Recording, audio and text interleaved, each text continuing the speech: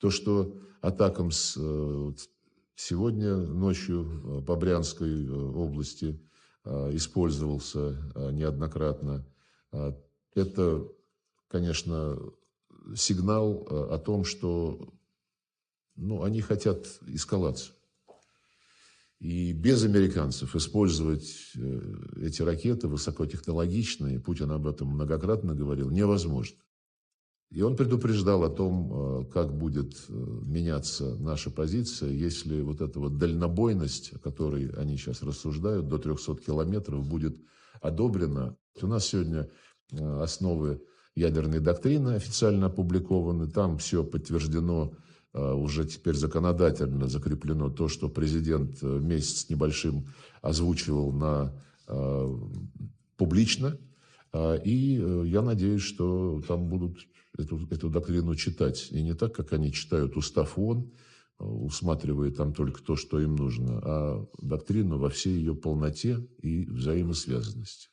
Вот данная позиция Шольца – это ответственная позиция. То, что она отличается от позиции и британцев, и французов. Russia has signaled it will retaliate with full-scale nuclear war after Ukraine launched U.S.-made missiles over the border on Tuesday. Vladimir Putin's foreign minister Sergei Lavrov chillingly warned that Moscow would react accordingly, as he described the strike as a signal Kyiv wanted to escalate. The terrifying saber rattling was confirmed by the Russian president's close ally Dmitry Medvedev.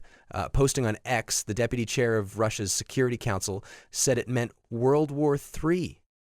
In a dramatic escalation on the 1,000th day of the conflict, Kyiv launched 6 ATACMS missiles from an undisclosed location over the border into Russian territory. The strikes triggered a fiery explosion at a depot in Karachev, believed to be storing ammunition supplied by North Korea, around 75 miles from the Ukrainian border. At the same time, Putin provocatively signed off changes to the country's laws on nuclear weapons to make it easier for them to be deployed against Ukraine in retaliation. The amendments allow Russia to launch a nuclear attack in response to a conventional weapons strike, such as one by long-range missiles. It comes as Sir Keir Starmer offered his biggest hint yet that No 10 would authorize Ukraine to fire UK Storm Shadow missiles into Russia. He said the G20 summit in Brazil, "I've been doubling down on my clear message that we need to ensure Ukraine has what is needed for as long as needed to win this war against Putin. I am not going to go into operational details. You would not expect me to. The only winner in that would be Putin, and it would undermine Ukraine." He added that the rhetoric currently coming from Russia was irresponsible and would not deter the UK's response. Zelensky's plea to use UK Storm Shadow missiles on targets in Russia has so far been rebuffed by Downing Street for fears of escalating the conflict. A senior defense source said the UK prefers to confirm by use, for example, when a missile strikes. Meanwhile, there is growing concern about Europe's ability to respond to Russia's increased use of hybrid warfare and sabotage attacks.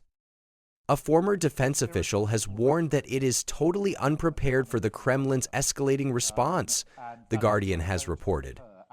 The senior European defense official, who recently left their position, said the bloc lacked the resources to counter Russian sabotage attacks.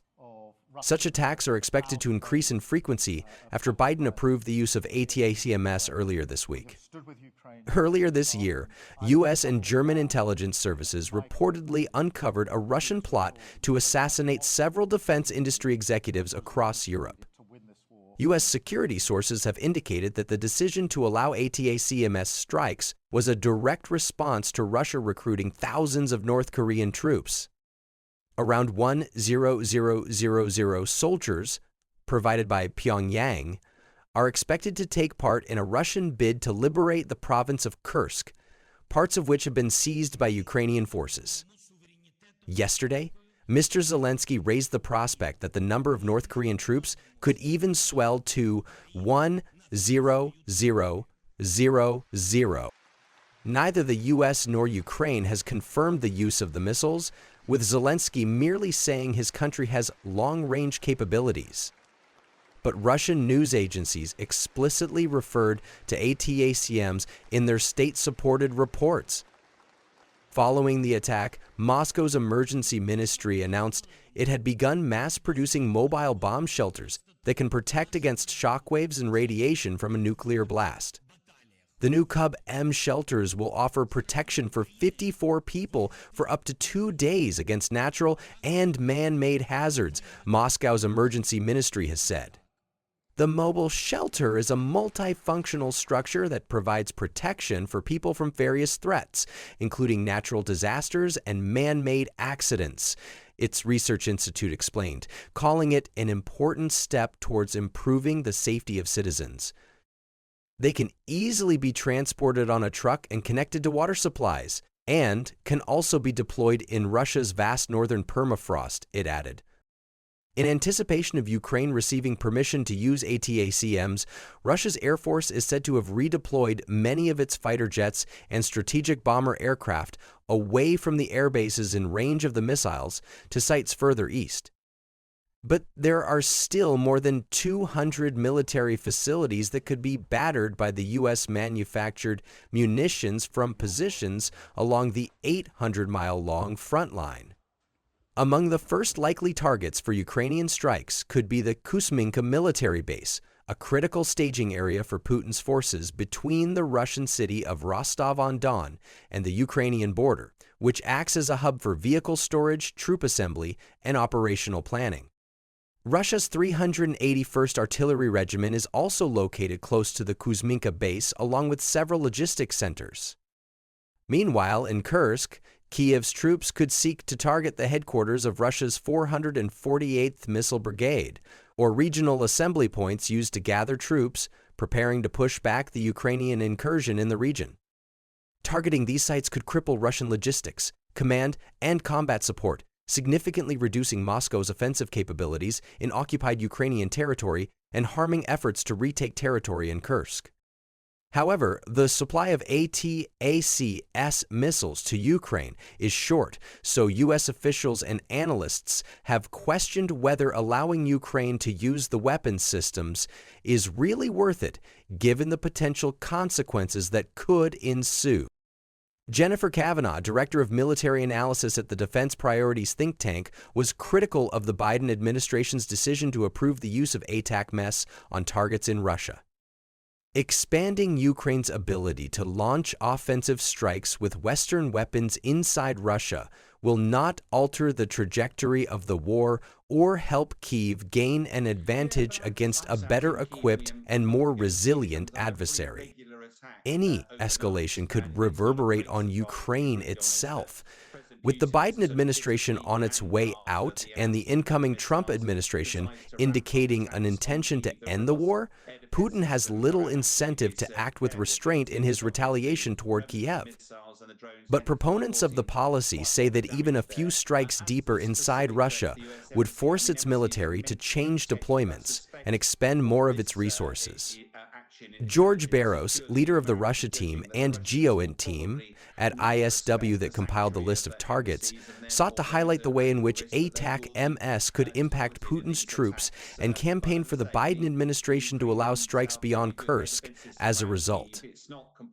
Reminder that there are hundreds of valid, legal, legitimate, and operationally consequential military targets in range of Ukrainian ATACMS, he wrote.